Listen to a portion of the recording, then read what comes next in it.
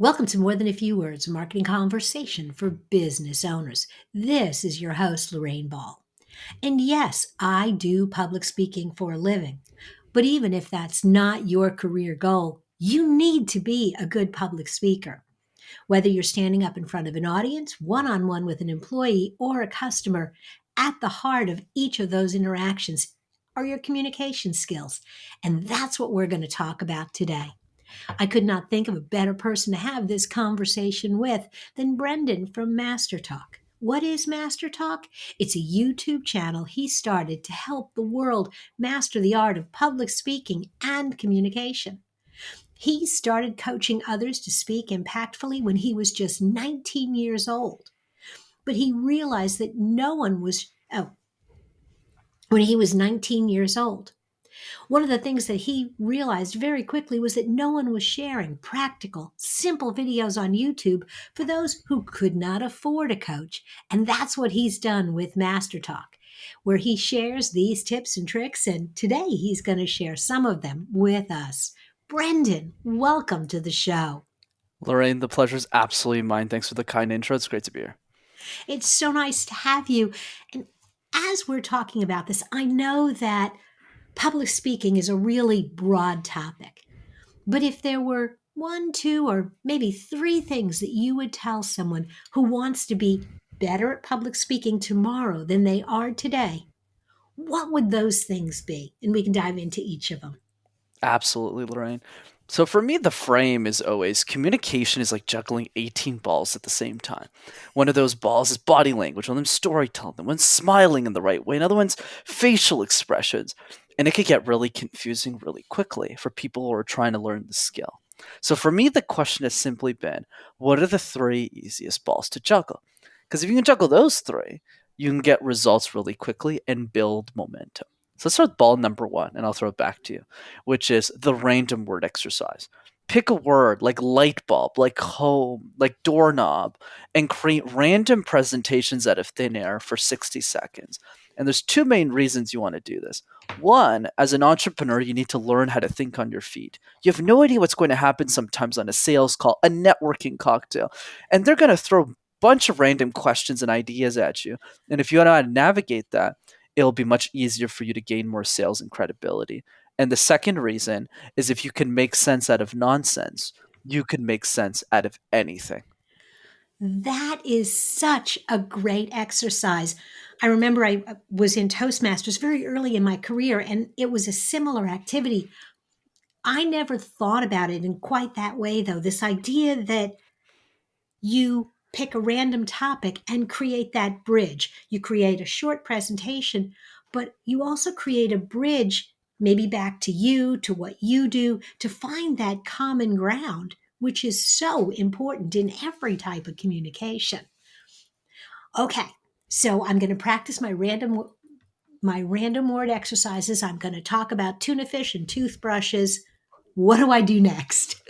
Absolutely. And the reason it's so effective too, and then we'll go to ball number two, is if you can talk about tuna fish for 60 seconds and actually do a great job, you're selling the same products and services every day in the business that you're in. Mhm. Whether that business is coaching, whether that business is actually selling fish, or whether that business is something else, is that's what allows you to actually gain that magic. So let's go into number two. Number two is the question drill.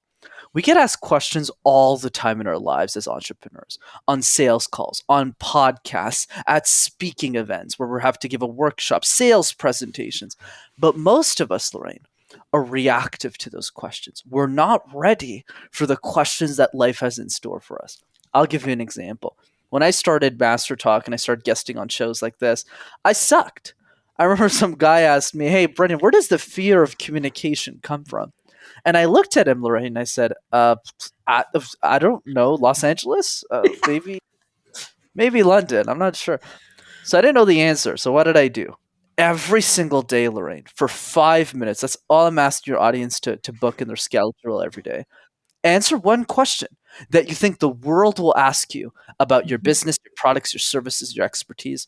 One question a day for a year, and you'll have answered 365 questions about your business, and you'll be bulletproof. Oh my gosh, that is absolutely brilliant. And I'm going to kind of piggyback on that because I always practice as I'm heading to a networking event or I'm heading to a sales call. And so doing that question exercise in your car on your way to somewhere is a great way to get ready for that. But I also really just like the idea of randomly asking yourself questions. Some of them may be very left field that really help you get prepared for anything. Absolutely. And what's great about whether, especially if you're an entrepreneur listening to this, you don't even need to come up with the questions. Just go to your ideal client or go to a prospect and just ask them, hey, what questions do you want answered about my business? So if you have like a law firm, okay, what questions come up in your family law practice? If you got a coaching practice for business, what are questions people are asking you? Oh, I don't want to start my business. What advice do you have for me? And you just write down all of those questions and you answer one of them every single day. That's fabulous. And I'm going to suggest, because my audience knows that I'm a bit of a marketing and an SEO geek, those same questions that you're practicing out loud make great blog content, newsletters, social media posts. So when you can't get face to face with someone, you can still be answering all of those questions. So those pieces really come together so nicely. Okay, Absolutely. so I've got my first two. I'm balancing those balls. I'm ready to throw one more into the mix. What is it? Absolutely, Lorraine. The third one is so simple, nobody does it. Make a list of three people you love the most in your life. It could be a family member, it could be an amazing client of yours, it could even be a prospect. And just send them a 20-second, not a 20-minute, a 20-second video message. Just say how much you appreciate having them in your life. And there's only one rule to this exercise. The rule is you're not allowed to retake the video. If you do this every single day for a month, you'll have sent 100 video messages. You do this every day for a year, which only takes 5 minutes max. You'll have done 1,000 videos and you'll be a master communicator in relative to your industry. Amazing. You'll also have strengthened 1,000 relationships. Exactly. I love these tips. They make so much sense because each one of them is something anyone can do. And I can immediately see how each of them will make me a much more effective communicator. Okay, I've got a little bit more time. Let's up the ante a little bit. Let's pick something that is not for rookies, but someone who's maybe ready to do their first big group presentation that's looking for a way to get ready for that. What would you say to them? Absolutely. My strategy that I teach is called jigsaw puzzles. So we all know what a jigsaw puzzles. You know, those toys used to play as kids, and of course we still use them today. 500 pieces, 1,000 piece puzzles. So now the question becomes, when we work on a jigsaw puzzle, Lorraine, which pieces do we start with first and why? And the answer is the edges, right? Corners, right? You take the corners, they're easy to find in the box, put them all together, work your way into the middle. Why am I bringing this up? Because whenever we prepare for a large group presentation, unfortunately, Lorraine, we start at the middle. We shove a bunch of content in our presentation. Shove, shove, shove, shove. We get to the presentation, we ramble throughout the whole thing, and then the last slide sounds something like this. Uh, uh, uh, thanks. Not the right approach. So instead, what you want to do, and this is easy to apply to, the next time you have a presentation, practice like a jigsaw puzzle.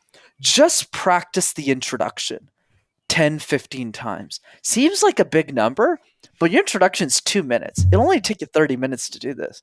Same thing with the conclusion. What's a great movie with a terrible ending? Last time I checked, terrible movie. So same thing for the close, 10 to 15 times, then tackle the middle, and your presentation skills will 10x really quickly. Oh my gosh. I love all of these simple things that you're telling people to do. And I think, that's really the key to this. So I'm going to encourage anybody, if you are thinking that maybe you need to up your public speaking game, go ahead and head over to YouTube and check out Master Talk with Brenden. I think you're going to really enjoy some of the things that he's put together. Brenden, thank you for being a part of the show. The pleasure was absolutely mine, Lorraine. Thanks for having me. Thank you. If you've enjoyed today's conversation and you'd like to find other resources for your business, be sure to check out our toolbox. Look for MTFW wherever you listen to podcasts. This has been another episode of More Than a Few Words. Thanks for listening.